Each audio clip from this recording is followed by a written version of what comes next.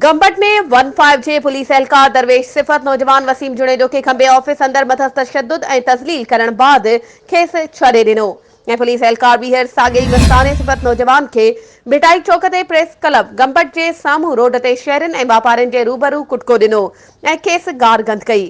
Video social media ते viral. अफ़सोस जो उते मौजूद शख़्सियतूं सिर्फ़ तमाशो ॾिसंदा रहिया। मस्ताने सिफ़त नौजवान जो चवणु आहे त संदसि भाउ हिकु वकील वटि मुंशी जो कमु कंदो आहे।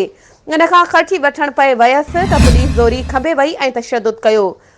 वीडियो में ॾिसी सघिजे थो त प्रेस क्लब गंबट जे साम्हूं पुलिस एहलकार दिलेरी सां दरवेश सिफ़त नौजवान खे पकड़े कुटको ॾेई रहिया आहिनि। सिंध हाई कोर्ट जे chief justice IG. Sindh police Gambat bar जे वकील बिरादरी ऐं इंसानी हक़नि जी तंज़ीमनि खां नोटिस वठी 15 पुलिस एहलकार असद लाड़क गंबट जे ख़िलाफ़ सख़्त क़दम खणण जो मुतालबो कयूं था।